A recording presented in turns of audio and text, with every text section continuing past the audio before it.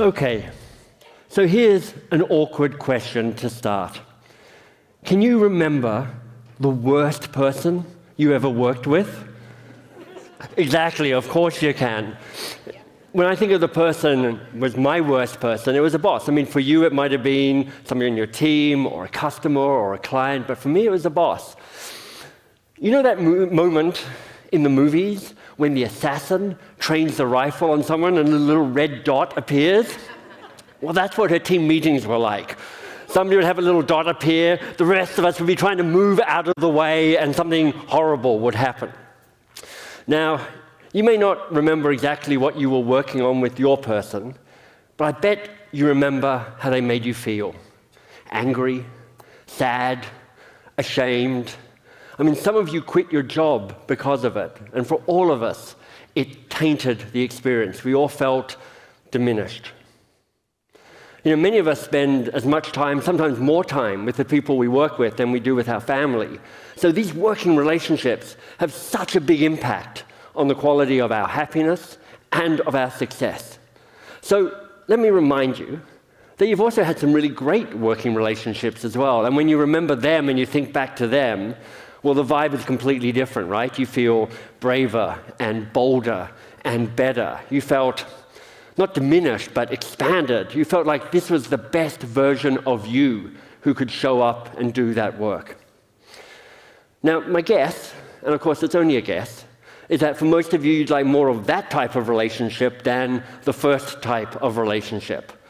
But what do we do about it? Well, most of us, not much. We cross our fingers, we roll the dice, we hope for the best, we pray to the gods, and we just hope that we get lucky.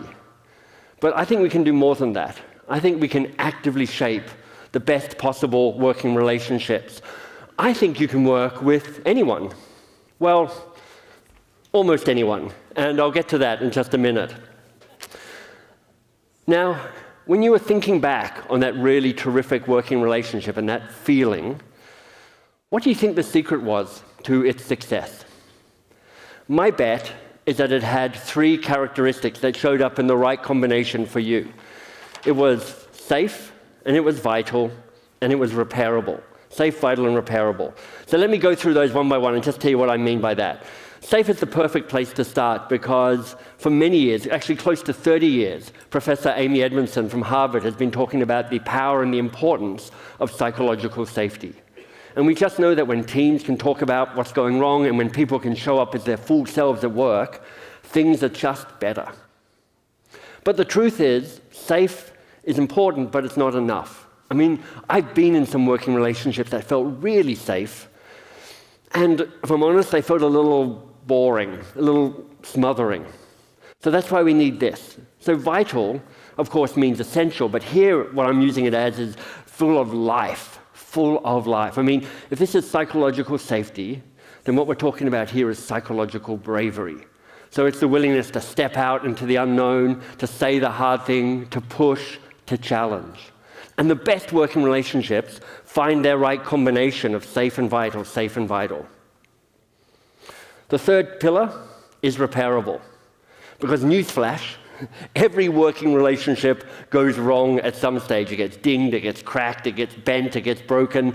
The fabric always rips. And of course, there's all sorts of reasons why.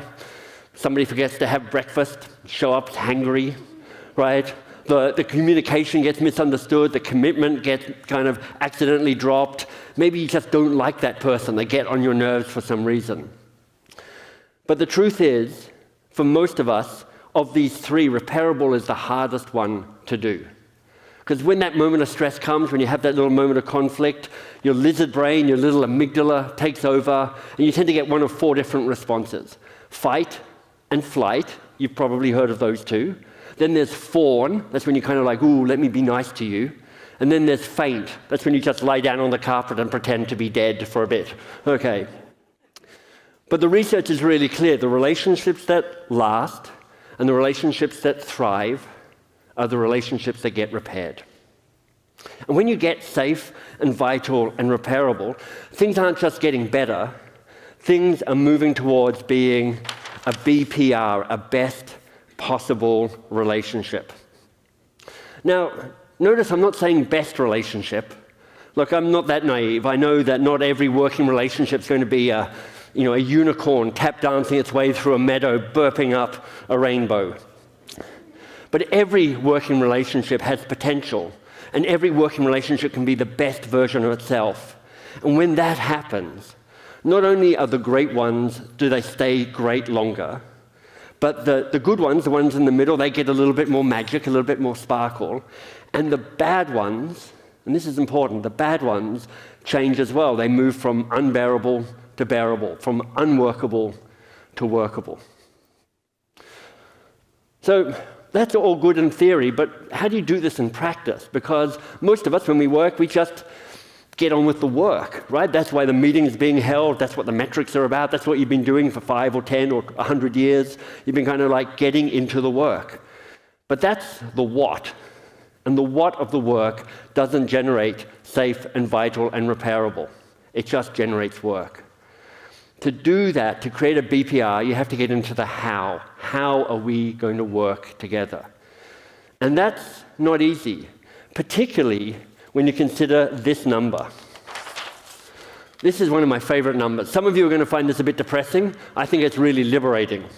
69%, it's a number from the Gottman Institute, and the Gottman Institute are well renowned for their research into relationships. And it says this: 69% of all issues in a relationship are perpetual. They don't change, they can't be fixed. And if any of you are in any type of long-term relationship, you know exactly what I'm talking about right now. I can see some of you looking at your partners at the table and just nodding here. Like I've been married almost 30 years, and my wife is an amazing woman. I'm a lucky guy to have married her. And honestly, there are just a few things that drive me absolutely nuts. And my best persuasion technique, and I'm pretty good at persuasion technique, over 30 years, has made no difference whatsoever. And apparently, unbelievably, she feels the same about me. I know. Who can even understand that? So the secret to building a best possible relationship is about having a keystone conversation. A keystone conversation is about how we work together, not what we're working on. And the keystone conversation is what allows you to take this number, and it allows you to navigate around the 69% because they can't be fixed, so you've got to find a way of living with them. And it allows you to improve and work on the 31%. And just imagine, if you can improve every one of your key working relationships by 31%, boy, what a difference that would make in your life and in their life and in everybody's life. So, keystone conversation, a conversation about how to work together, not what we're working on. And at the heart of the keystone conversation are 5 essential questions to ask and to answer. So let me tell you what those 5 key questions are. Here they are, 1, 2, 3, 4, 5. Let's start with here, the amplify. Really powerful place to start. The amplify question is, what's your best? What's your best? And it brings this combination of not only what are you good at, but what are you fulfilled by? It's really getting curious about, so what lights you up? When do I see you absolutely shine in the work you do? And can you imagine if people knew that about you, how much better your work would be? Because they'd be trying to figure out ways to make you shine. And if you knew that about them, what you could do to improve that as well. Then the second question is the steady question. It's like the mechanics of how you work together. So this question is, what are your practices and what are your preferences? So it's everything from, are you a morning person? Are you an afternoon person? Are you a video on person, a video off person? Do you like email? Do you like Slack? It can even be simply about how do you like to be called? Like my name, for instance, is Michael Bungay Stanier. It is not Mike Banging Spaniel, as I have been called at times. Exactly. The third and the fourth questions, the good date and the bad date question, the insight behind these is the patterns from your past repeat again in your future. So know what your patterns are and be able to explain them to people. So the good date question asks, what can we learn from past successful relationships? And the bad date question asks, what can we learn from past frustrating relationships? Because the more you can explain that to people, the more they're likely to be able to steer towards the good and steer away from the bad. And then the fifth and the final question is the repair question. The repair question is asking, how will we fix it when things go wrong? Because as I said earlier on, things always go wrong. The fabric always rips, something goes off the rails. And the power of this question is twofold. It says, first of all, it will go wrong. So it stops the magical thinking and says, okay, it'll happen. How will we fix it when it does? And then secondly, it says, how will we fix it? So there's this shared commitment to actually sorting this out and getting this right. So there we go, 5 questions. When you can ask and answer them, you start building a conversation about how we work together, not just what we're working on, and you start trending towards a BPR, a best possible relationship. Now, some of you are nodding, but some of you are sitting there thinking, this is all well and good, Michael, but honestly, have you met my boss? Have you seen my team? Can I tell you about some of my clients? I can't have a keystone conversation with them. That would be weird. Weird. You know, it would certainly be unusual, because this is not a common conversation. And it would certainly be awkward the first 1 or 2 times that you do that, because you've got to learn your way. And these questions invite self-knowledge. You have to know your answers to be able to share them. And a degree of vulnerability. You have to be willing to share them for people to understand who you are. But weird, I'm not sure about that, because I think weird is knowing that your success and your happiness is driven by the quality of your working relationships and not doing much about it. I think weird, or perhaps sad, is thinking to yourself, look, I'm in a suboptimal or maybe a dysfunctional working relationship and I'm stuck. I just can't do much about it. But it is difficult. It's not easy. And I think for this to happen in your life, in your organization, you may need to take the lead, because you are surrounded by people who want to have better working relationships with you. They are hungry for it. Of course, not everybody. That's the almost. Like everybody knows those 2 or those 3 people where you're like, yeah, but not those 2 or 3 people. They're a nightmare to work with. Absolutely not. And I get that. But that leaves everybody else. Everybody else would love to actually show up as the best version of themselves and do some magical, amazing work with you. But for that to happen, you may need to be the person who reaches out and takes the lead on this.